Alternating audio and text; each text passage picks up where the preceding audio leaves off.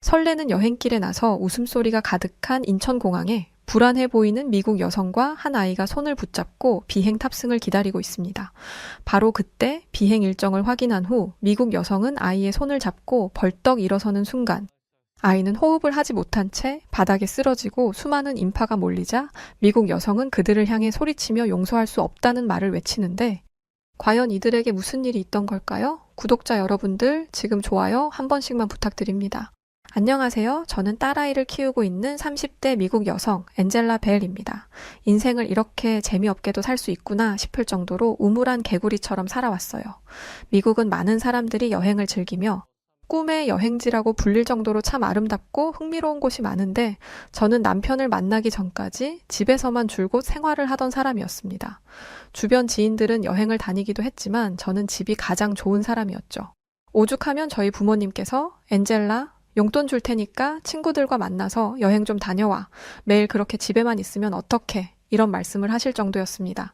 집에만 있는 제 자신이 문제라고 느껴본 적은 없었는데 딱 생각을 바꾸게 된 계기가 있었어요. 친한 지인들이 하나둘 결혼을 하고 가정을 꾸리는 것을 보고 들으며 참 안정적인 모습이 인상적이었습니다. 그래서인지 늘 계획 없이 살던 제가 처음으로 목표가 생겼습니다. 아, 나도 안정된 내 가정을 꾸리고 싶다. 집에서 살림하는 것도 좋았고 안정적인 내 가족이 생기길 간절히 바라고 있다는 것을 이때 알았어요. 누군가를 사귀려면 정말 밖에 나가기도 하고 사람들을 만나야 했는데 저는 이걸 제대로 하지 못했죠. 무작정 누군가를 만날 수는 없으니 저는 내면을 채우며 제가 좋은 사람이 되어 좋은 사람이 오길 기다렸습니다. 부족한 공부를 하기도 했고 평소 좋아하던 꽃을 다듬으며 기분 전환을 하고 지인들에게 선물도 했어요. 그렇게 밖에서 활동이 많아지고 내면을 채우다 보니 정말 좋은 사람이 제 앞에 나타났습니다. 소개로 만나게 된 남편은 외교관이었고 그를 볼 때면 참 멋진 모습에 미소가 멈추지 않았어요. 본인의 일을 사랑하는 사람이었고 책임감과 성실함에 저는 이 사람과의 미래를 그릴 수 있었습니다. 결혼할 사람을 보면 단번에 알아챌 정도로 느낌이 온다고 하기에 늘 그 느낌이 궁금했어요. 그런데 남편을 보고 만나는 시간이 길어질수록 이 사람이구나 라는 감정이 들었습니다. 대단히 잘난 사람은 아니었지만 적어도 한평생을 같이 하며 즐겁고 안정적으로 살 수 있을 거라 확신했어요.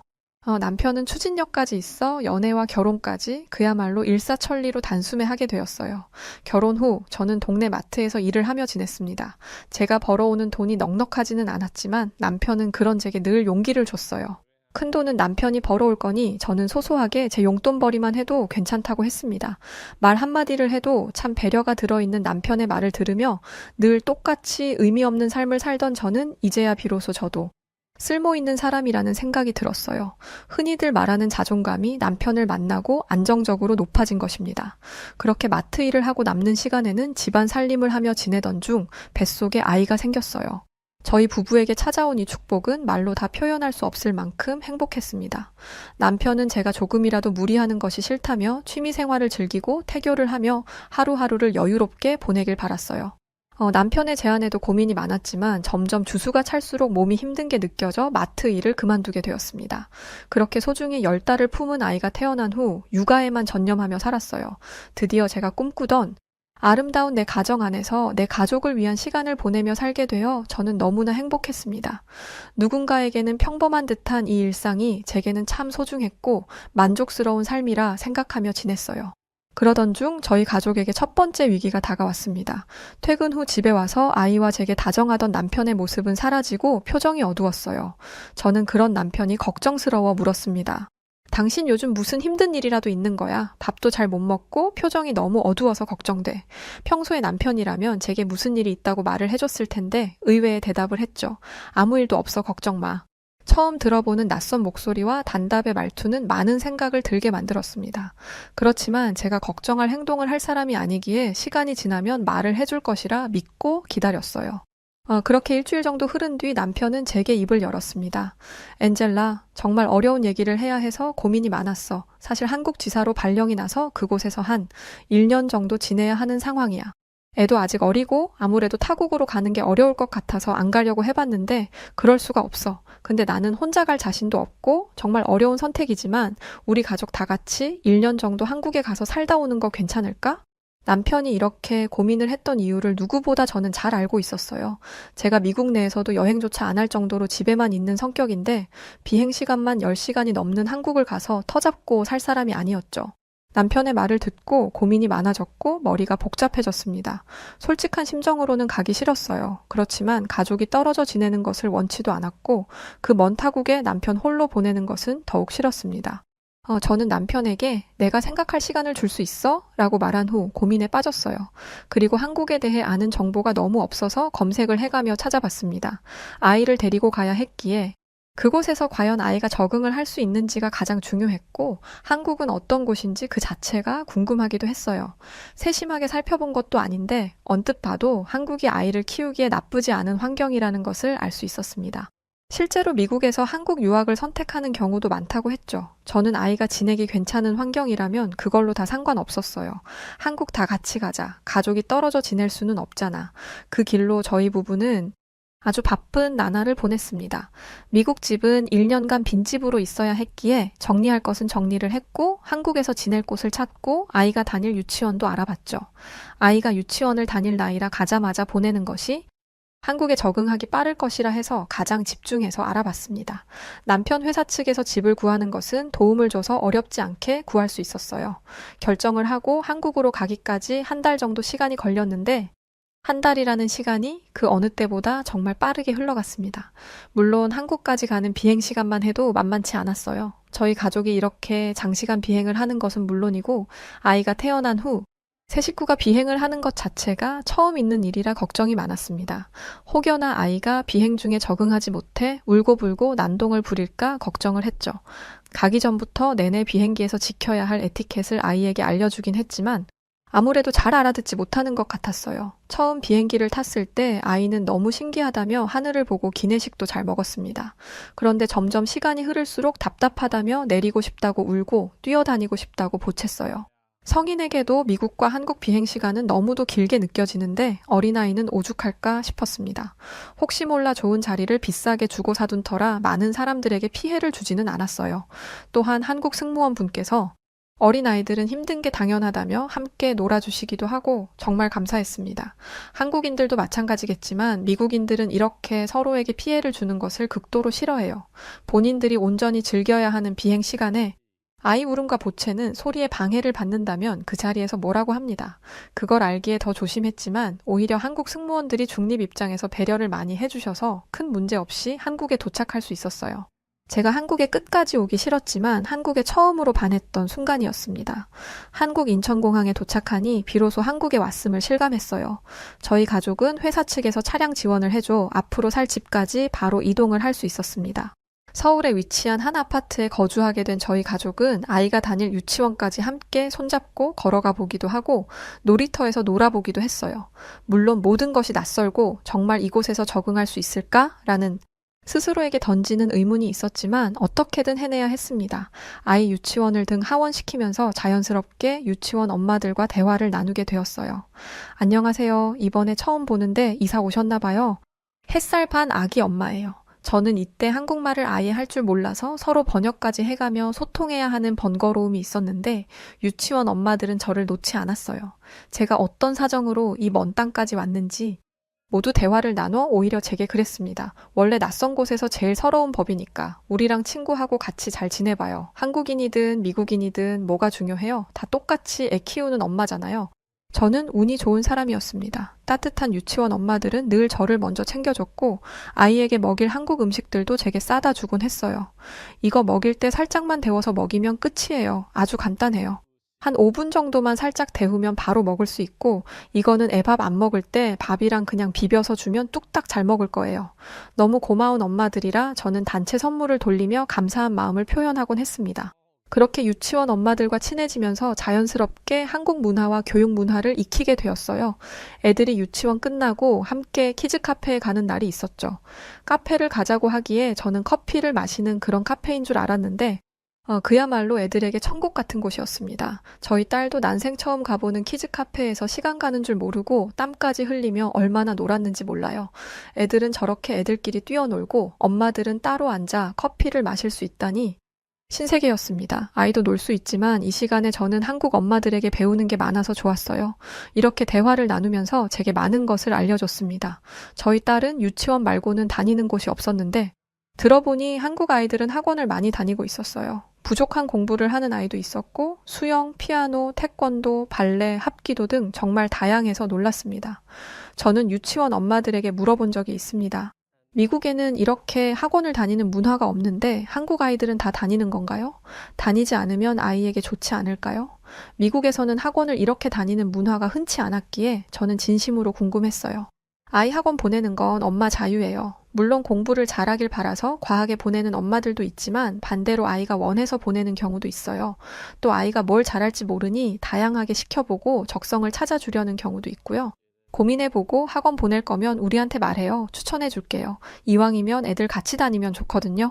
엄마들 말을 들어보니 생각이 많아졌습니다.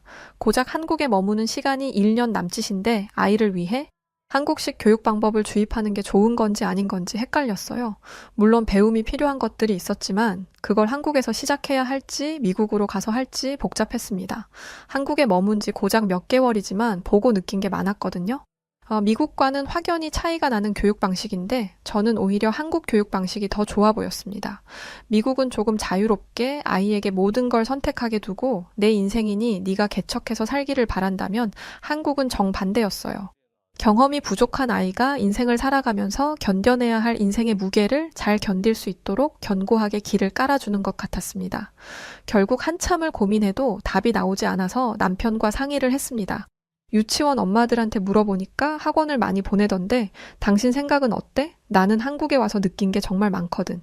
꼭 우리 미국처럼 교육시킬 이유가 있을까 싶기도 하고 만약에 이곳 한국에서 공부를 시작했는데 정말 괜찮다면 조금 연장해서 있을 수도 있는 거 아닐까? 이런 제 물음에 남편은 난 찬성이야.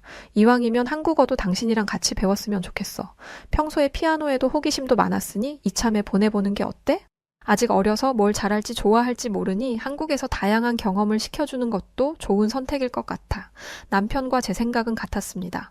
아이가 최대한 다양한 것을 경험해 추후 좋은 밑거름이 되길 바라는 마음으로 학원을 보내기 시작했어요.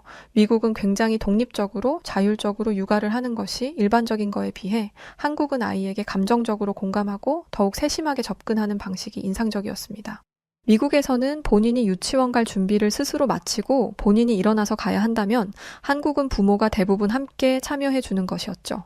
물론 미국에서 한평생을 살았기에 제게 맞지 않는 부분도 있었고 이미 애를 독립적으로 키우고 있어 이런 부분은 흡수하지 않고 그대로 키웠습니다.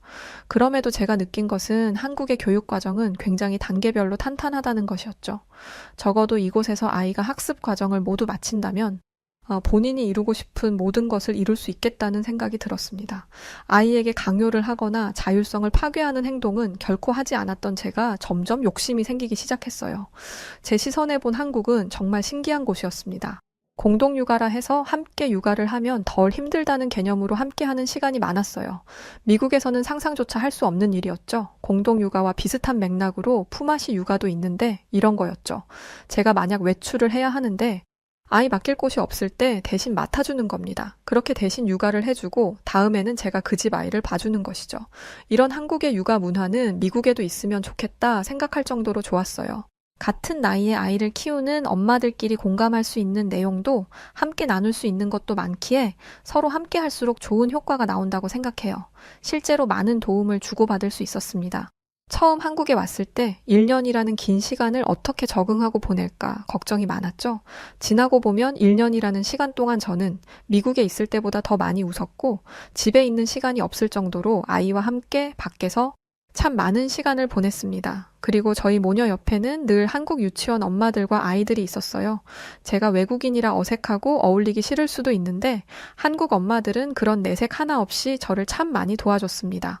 아이 교육 문제뿐 아니라 더 저렴하게 장 보는 방법, 살림을 잘하는 방법, 한국 음식 만드는 방법 등등.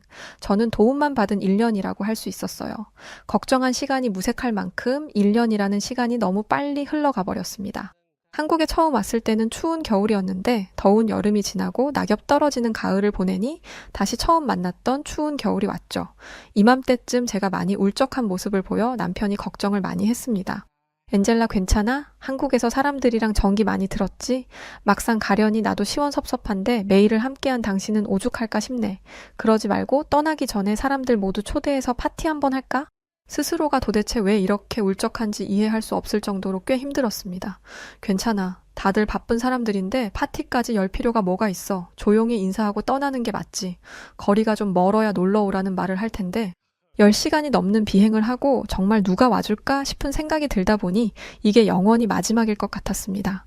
너무 좋은 사람들을 만나 1년 동안 인생에서 느껴보지 못한 감정과 생각을 하며 엄마로서도 한 사람으로서도 많이 성장했는데 이웃 한국인들과 헤어지는 게 싫었어요. 물론 슬펐지만 저희 가족이 원래 있던 자리로 돌아가야 했기에 최대한 내색하지 않으려 노력했습니다. 남편은 끝까지 마무리를 하고 와야 했고 저는 미국에서 살던 집을 정리하기 위해 아이와 남편보다 며칠 먼저 떠나기로 결정했어요. 이제 정말 떠날 시간이 다가왔어. 한국에서의 모든 시간이 참 좋았어. 여기서 계속 살면 좋을 것 같기도 한데 참 아쉽네. 한국에 올 때도 갈 때도 선택권이 없는 게 너무 속상해. 서운함에 남편에게 투정을 부리기도 했고 그렇게 정말 떠날 준비를 끝냈고 모두에게 진심을 담은 인사를 했죠. 너무 먼 곳이지만 언젠가 기회가 된다면 꼭 미국으로 놀러 와줘요. 내가 언제라도 기다릴게요. 처음 한국에서 1년을 산다고 생각했을 때 정말 막막해서 눈물이 났지만 엄마들과 함께 보낸 한국의 1년은 제 평생 살아온 시간 중 가장 행복했던 시간이었어요. 저를 있는 그대로 받아주고 한국에서 잘 적응해서 살 수 있도록 도와주셔서 진심으로 감사합니다. 제가 지금은 이런 말밖에 할 수 있는 게 없지만 꼭 우리 미국 집으로 놀러와 주신다면 은혜 꼭 갚을게요. 모두 건강하고 우리 화상 채팅도 종종 하면서 그렇게 지냈으면 좋겠어요. 한국 엄마들에게 마지막 인사를 하는데 눈물이 나더라고요. 꾹 참으려 했지만 모두 눈물을 훔치며 또 웃으며 그렇게 마지막 인사를 했습니다. 인사까지 하고 나니 정말 모든 게 끝이 났구나 실감을 했어요. 그렇게 미국으로 돌아갈 채비를 했고 아이와 길을 나섰습니다.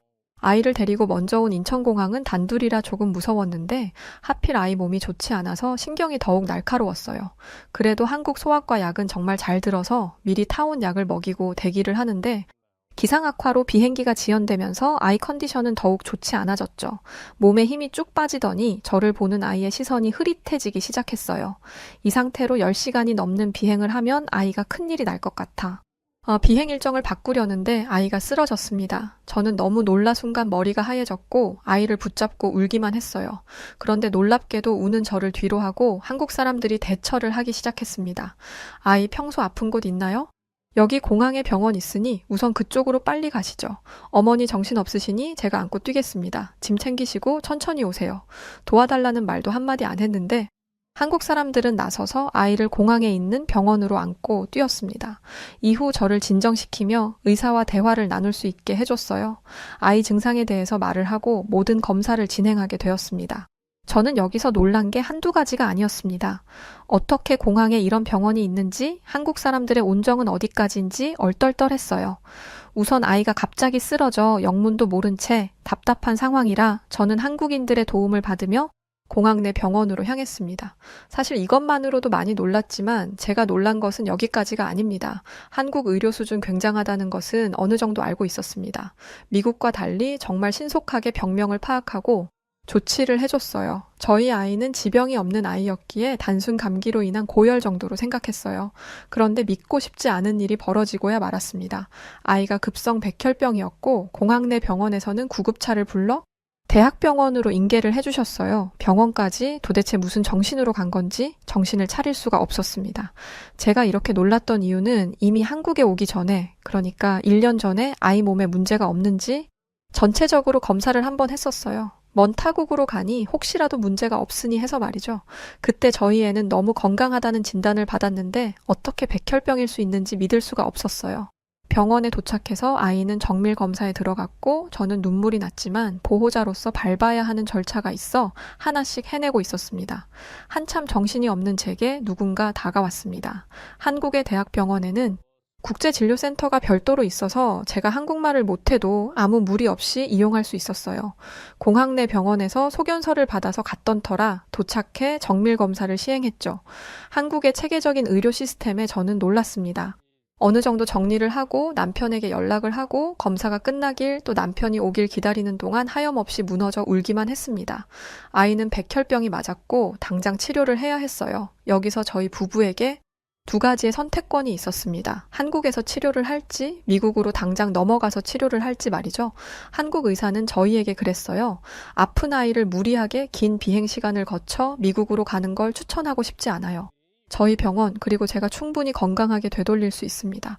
한시라도 빨리 아이를 위해 치료가 들어가야 해요.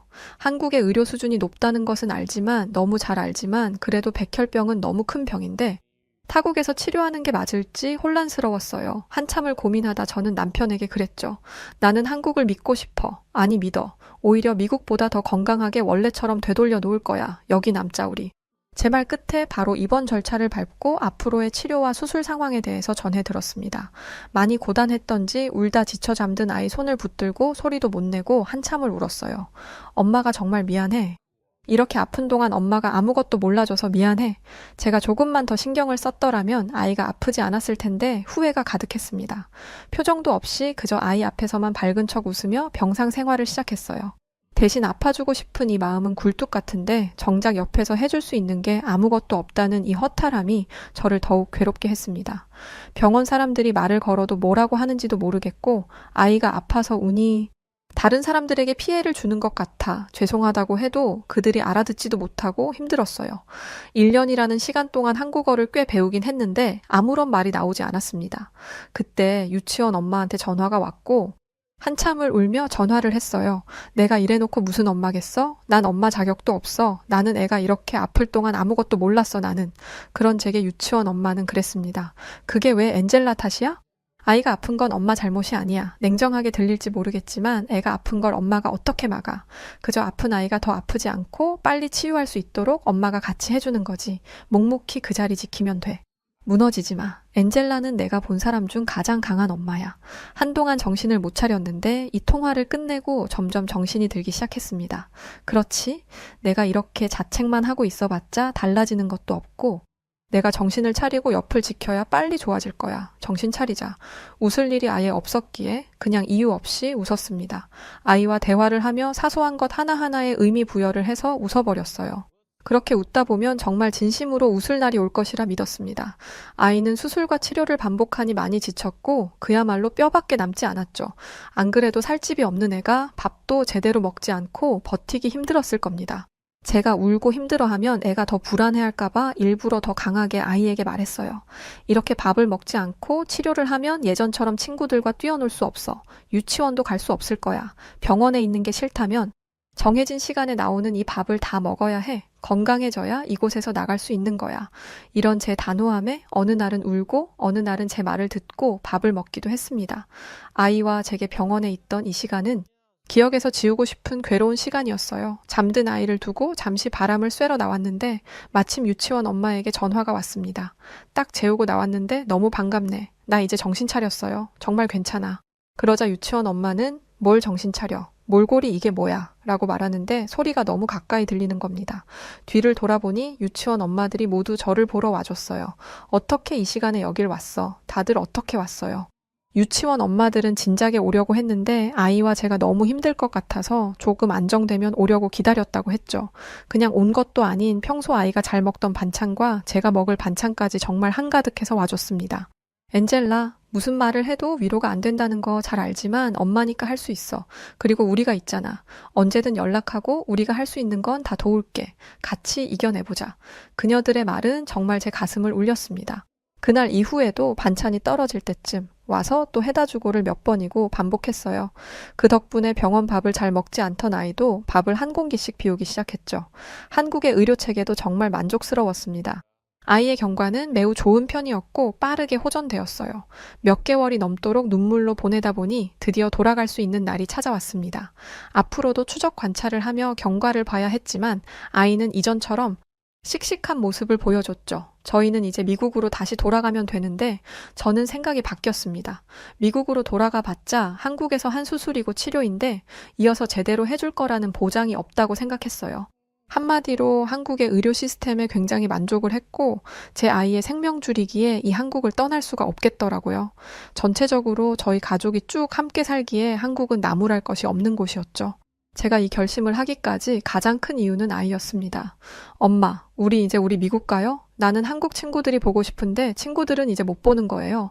아이가 한국에 남고 싶다는 말을 했어요. 병원에서도 아픈 시간이었지만 한국이 너무 좋다는 말을 했습니다. 의사 선생님도 간호사 선생님도 나한테 잘해줬어요. 나 또 병원 가야 하면 여기서 가고 싶어요.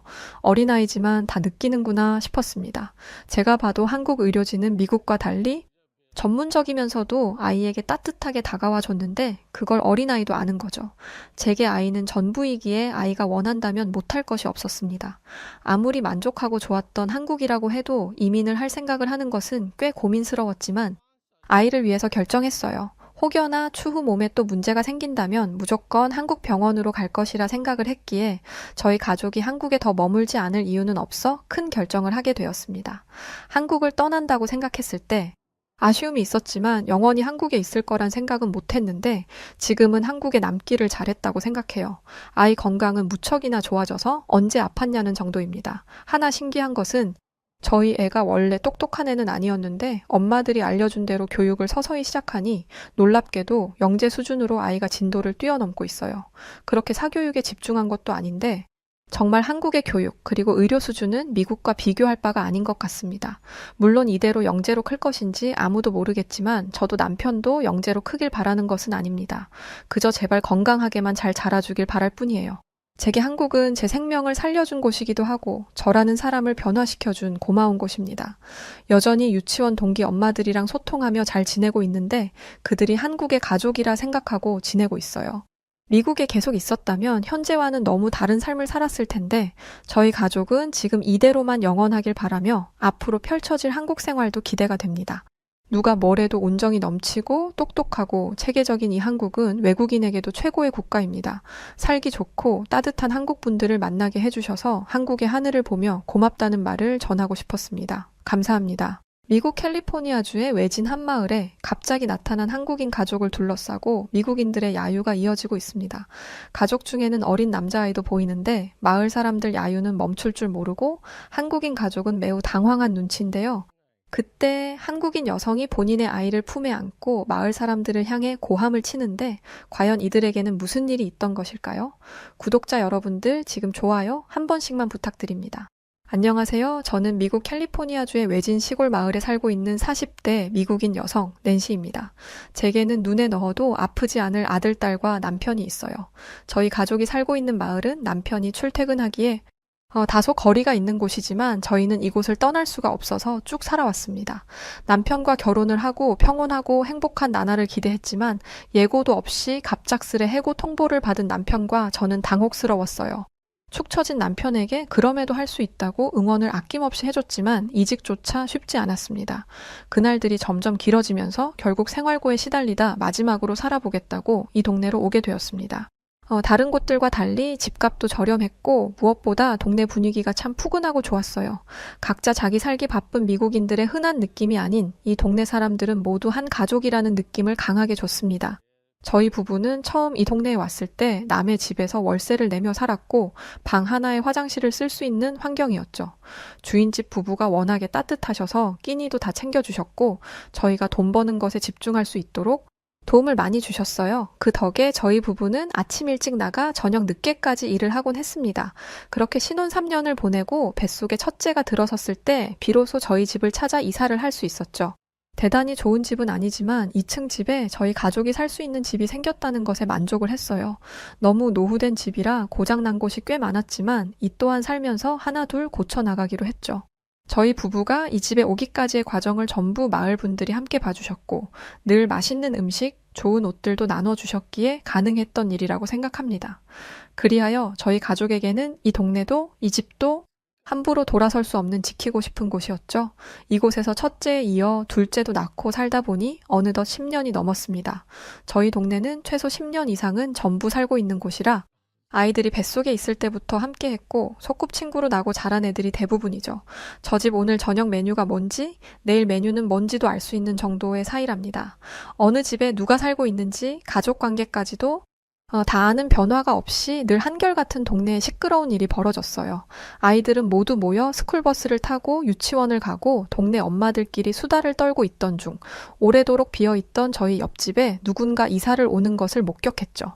낸시야, 드디어 옆집 친구가 들어오겠네? 축하해. 그런데 이사 오는 사람은 누굴까? 여기까지 들어올 사람이 별로 없을 텐데 궁금하네? 그러게? 저 집 너무 오래 비워져서 폐가로 변할까봐 걱정했는데 다행이네. 낸시 축하해. 마을 분들은 모두 저를 축하해줬고 저 역시 옆집이 폐가로 변할까 무서웠는데 너무 잘된 일이라고 생각했습니다. 바로 옆집이 오래도록 비워져 있는 것을 원하는 사람은 없을 겁니다. 저희 가족 역시 누구든 들어와 주길 바랐지만 이 동네를 알고 찾아오는 사람들은 별로 없었어요. 아무래도 집값이 싼 대신에 외진 곳이라 밖으로 나가려면 시간이 오래 걸려 다들 선호하지 않는 동네였습니다. 다만 저희 가족처럼 오래도록 이 동네에서 터를 잡고 사는 저희들의 이웃들은 이곳이 얼마나 좋은 곳인지를 알고 있었죠. 옆집에 이사를 들어오는 걸 목격한 후 너무 기뻐서 한 걸음에 달려가 먼발치에서 구경을 했습니다. 기쁜 마음이 컸지만 한편으로는 이 동네까지 들어올 리가 없는데 대체 누가 이사를 온 걸까라는 생각을 했죠. 저희 마을 사람들은 밖으로 나가는 것이 일이라 모두 궁금할 수밖에 없었습니다. 그런데 놀라운 광경을 보게 되었습니다. 세상에, 이사하는 저 사람들 동양 사람들 아니야? 어떻게 여기까지 들어오게 된 거지? 자세히 보니 미국 사람이 아닌 동양 사람들이었고 부모와 남자아이가 보였어요. 동네가 워낙 외진 곳이라 미국에서도 아는 사람만 알 정도로 먼 곳인데 이곳에 외국인이 올 거라는 생각은 단 한 번도 한 적이 없었죠. 저희 동네 사람들이야 저처럼 오래도록 이곳에 터를 잡고 머물기에 그러려니 하며 사는데 아이까지 있는 외국인 가족은 너무 놀라운 광경이었습니다. 한참을 이사하는 걸 쳐다보다 우선 저희는 흩어졌고 저는 집으로 돌아와서도 창문 너머 보이는 그들에게 자꾸만 시선이 갔어요. 먼 타국에 외진 이곳으로 이사를 하는 일이 부디 나쁜 일이 아니길.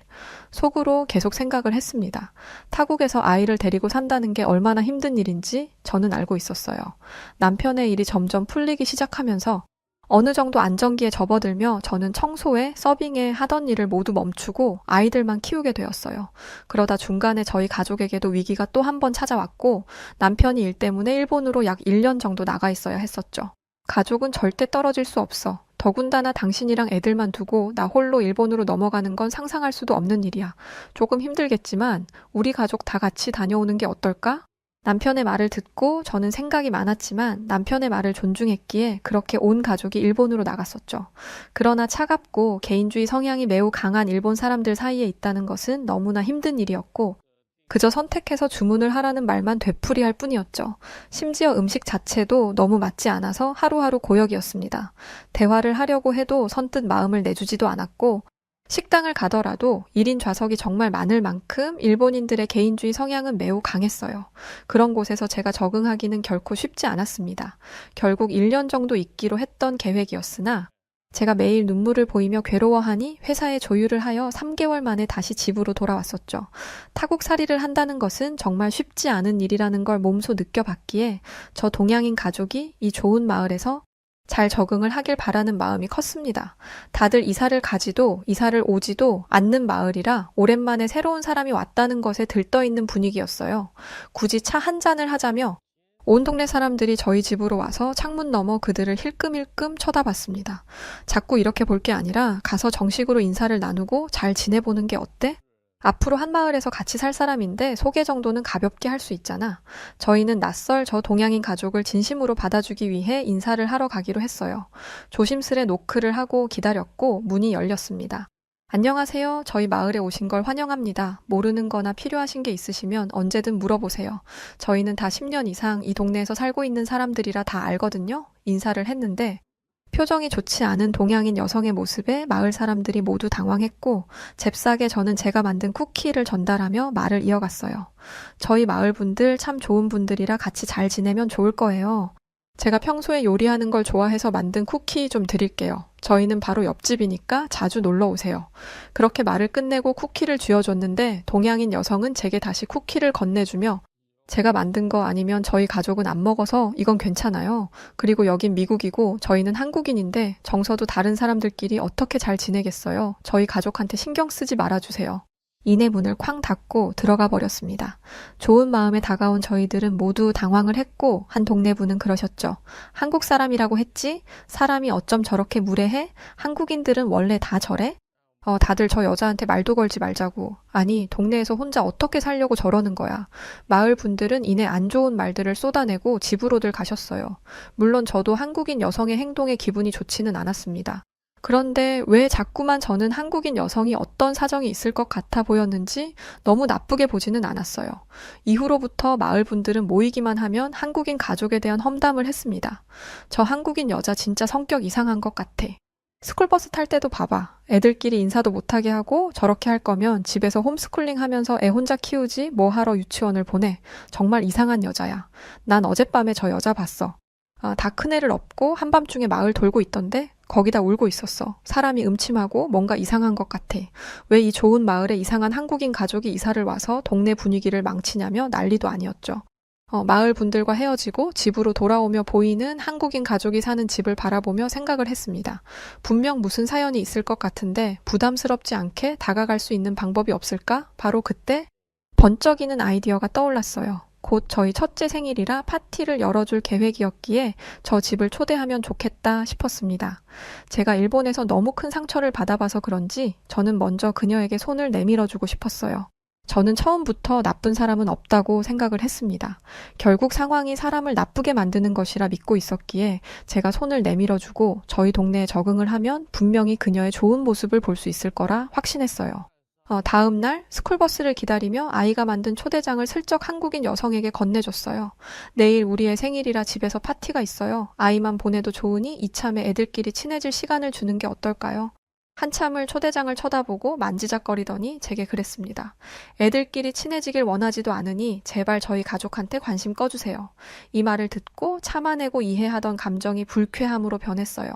아무리 사연이 있다고 한들 다른 사람들에게 저렇게까지 무례한 건 예의가 아니라고 생각했습니다. 제가 일본에서 느꼈던 차갑고 냉정한 그 감정이 겹쳐 보여서인지 마음이 떠나기 시작했어요. 마을 분들은 모이기만 하면 한국인 가족에 대한 얘기가 끊이질 않았어요. 그러던 어느 날 한국인 여성에 대한 충격적인 제보 하나를 받게 되었습니다. 동네 이웃 중 한국인 친구를 둔 이웃이 있었어요. 너무 궁금한 나머지 혹시나 싶어 물어봤는데 한국인 친구가 그녀를 안다며 그녀에 대해 말을 해준 것이죠. 내가 한국에 친구가 있어서 물어봤는데 글쎄 유명한 여자더라고. 한국에서 사고치고 멀리 도망 온 거래. 어쩐지 매일 모자 푹 눌러쓰고 사람이 음침하더라니. 거짓말을 할 사람은 아니었기에 사고치고 도망왔다는 말을 듣고 많이 놀랐습니다. 더 자세히 알아보니 저 여자로 인해 누군가 죽었다는 얘기를 듣게 되었어요. 이미 한국에서는 정말 큰 논란이라 마을분의 한국인 지인도 그 여자와 가족들을 말하니 바로 알아챘다고 합니다. 다른 일도 아니고 저 여자로 인해 누군가 죽었다고 하니 마을 분위기는 순식간에 뒤바뀌었어요. 혹시 모르니 다들 문단속 철저하게 하고 애들 절대 저 집애랑 어울리지 못하게 하자. 저 여자를 우리 마을에서 쫓아낼 수 있는 방법을 찾아보자. 상황은 정말 악화되었고 결국 한국인 가족을 쫓아낼 생각 가지하기로 했죠. 저 역시 사람이 죽었다고 하니 이제는 불쾌함이 아닌 무서움으로 감정이 변했고 바로 옆집인 게 너무 찝찝했습니다. 아이를 키우기도 하고 바로 옆집에 외국인이 이사를 왔는데 본인 나라에서 살인을 저지르고 도망을 왔다고 하면 무섭지 않을 사람이 몇이나 있을까요? 제 스스로 반성도 많이 했습니다. 무조건 사람을 좋게 보고 다가가려 하는 제 성격도 고쳐야 할 필요가 있다고 생각을 할 정도로 저는 한국인 여성에게 아예 등을 돌리게 되었어요. 이런 말까지 들은 이상 저를 포함해 마을 분들은 모두 한국인 가족을 이 동네에서 쫓아내야 한다는 말들이 많았습니다. 그렇게 한참 한국인 가족을 쫓아낼 궁리를 하던 중 한마을 분이 그러셨어요. 우리끼리 이럴 게 아니라 솔직하게 말하고 나가달라고 말하는 게 좋겠어. 우리가 뭐 하러 저 한국인들 때문에 이렇게 고민을 해야 해? 가자.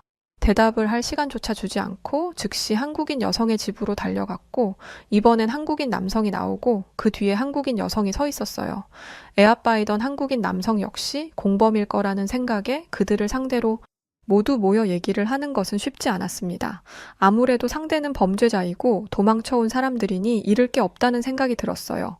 막말로 분노를 해 순식간에 범죄를 저지른다고 해도 저희 동네 사람들이 당할 뿐 방법이 없었습니다. 그럼에도 모두 다 같이 함께라는 생각에 용기를 내서 말을 했어요. 저 여자 때문에 사람이 죽었다는 거 다 알아요. 한국에서 그런 사고를 치고 여기까지 도망 온 거 다 안다고요. 우리 마을에 당신들 같은 사람이 있는 거 끔찍하게 싫으니 당장 이사 나가줘요. 라고 말을 하니 한국인 남성은 성큼성큼 저희에게 다가왔습니다. 순간 모두 겁에 질려 뒷걸음질을 치기 시작했어요. 그렇게 다가온 한국인 남성은 저희를 보며 한숨을 쉬기 시작했고 이내 손사래를 치며 말을 했습니다. 아닙니다. 정말 그건 오해이고 그런 일 없습니다. 저희가 정말 당장 말하기 힘든 일이 있어서 이런 오해를 사도 말을 못하는 게 죄송하지만 오해는 말아주세요. 집사람이 지금 마음이 좀 힘들어서 어울리지 못하고 무례하게 하는 것 제가 대신 사과드립니다. 저희 여기서 어디로 갈 곳도 없어요. 저희 가족을 너무 나쁘게 보지 마시고 조금만 시간을 주시면 꼭 그 오해 풀어드릴게요. 최악의 상황을 생각하고 갔던 터라 예상외의 반응을 보니 모두 당황스러웠습니다. 그러나 한국인 남성은 호소를 했음에도 불구하고 이미 충격을 받은 마을 분들에게 효과는 없었고 당장 나가라고 성화였죠. 그러나 저는 한국인 남성의 말을 듣고 생각이 달랐습니다. 정말 말 못할 아픈 사연이 있는 듯 했어요. 정말 저 모든 것들이 오해라면 도대체 무슨 일이 있길래 이 먼 타국까지 도망치듯 온 가족이 온 걸까 싶었습니다. 또 그렇다면 말도 통하지 않는 이곳에서 정말 외롭겠구나 싶었어요. 저 역시 한국인 가족들이 너무도 무서웠지만 한 번은 믿어보고 싶었습니다. 만약 한국인 남성의 말대로 오해가 맞다면 저희 동네 사람들이 정말 큰 실례를 범한 것이니 조용히 묵묵히 기다려보기로 했어요. 그러던 어느 날 밤, 자고 있던 한밤중에 누군가 문을 미친 듯이 두들겼어요. 너무 놀라 남편과 잠에서 깨 조심스레 문을 열어보니 바로 한국인 여성이었습니다.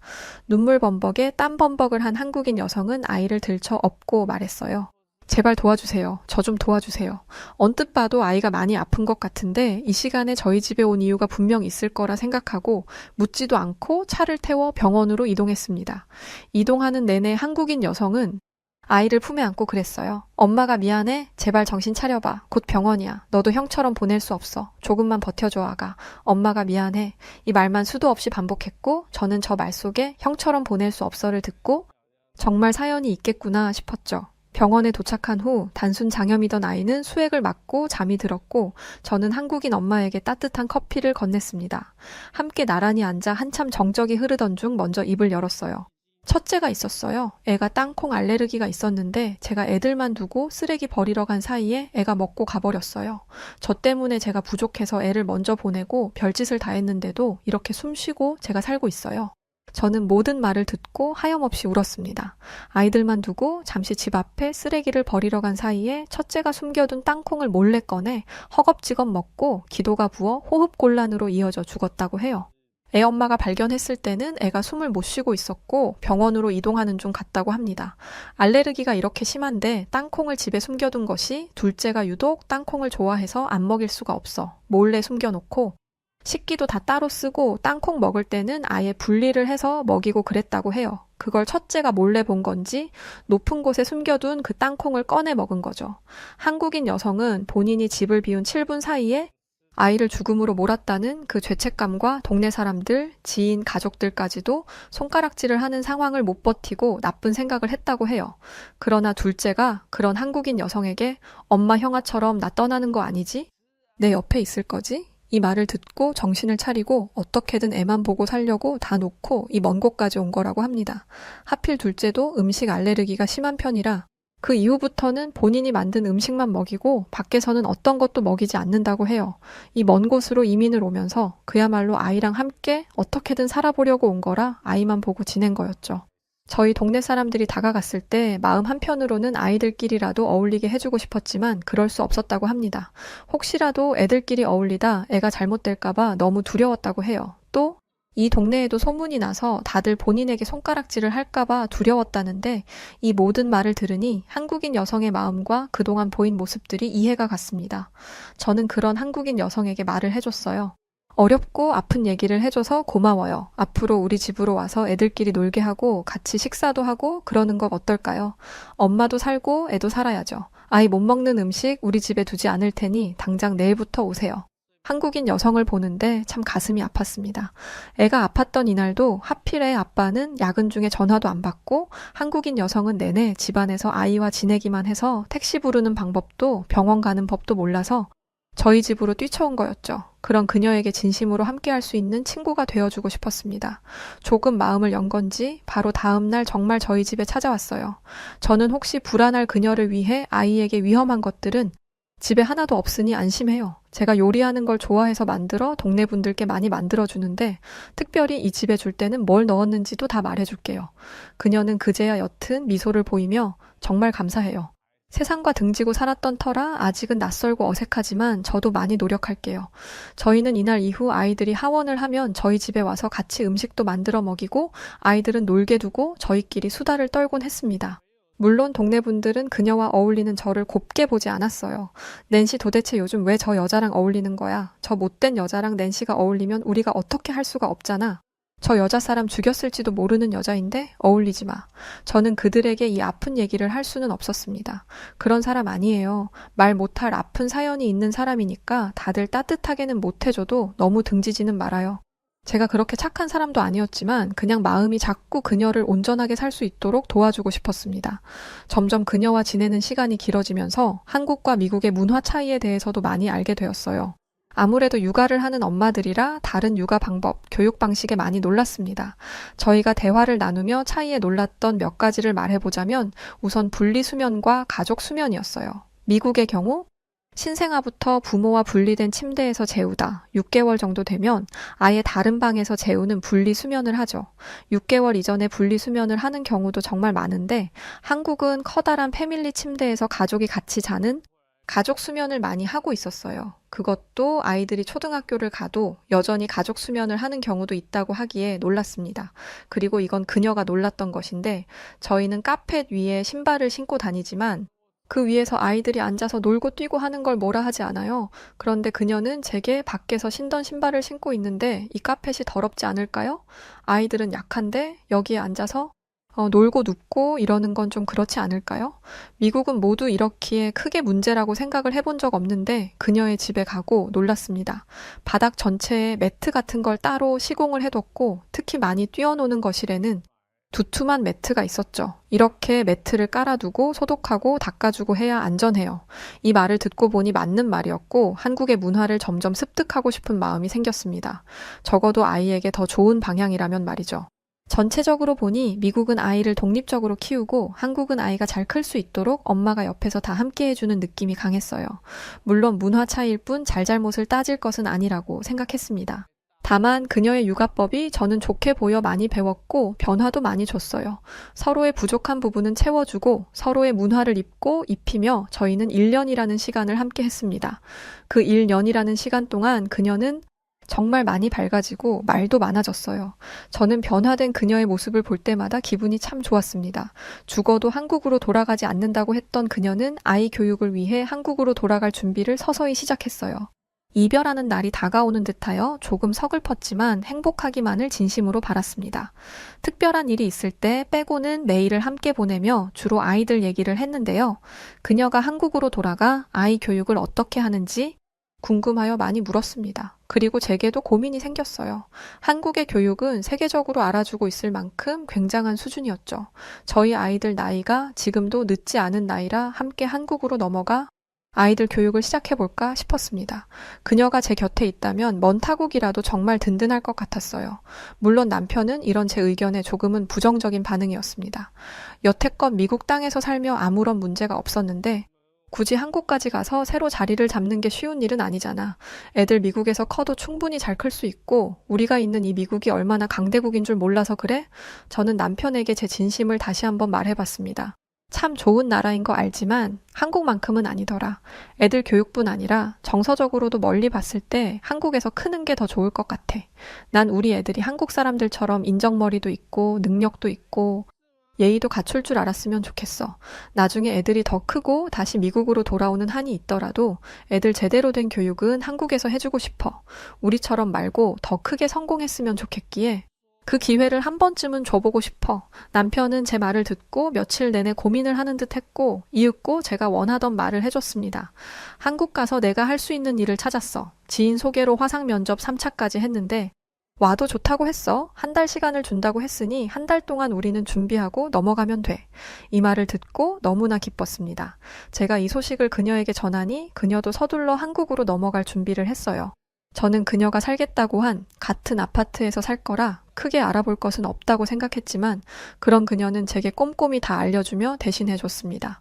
평수는 우리랑 똑같이 42평이고 사진처럼 집이 전체적으로 넓은데 무엇보다 학군이 빵빵한 곳이라 애들 키우기에 딱이야. 그렇지만 주변에 다른 아파트도 있으니까 내가 보내준 거 다 보고 마음에 드는 곳을 말해주면 연결해줄게. 저보다 더 신난 그녀는 저희가 살 집을 준비하는 것도 이민 신청을 하는 것도 아이들이 당장 한국으로 가서 다닐 유치원과 학교를 찾는 것도 전부 도와줬습니다.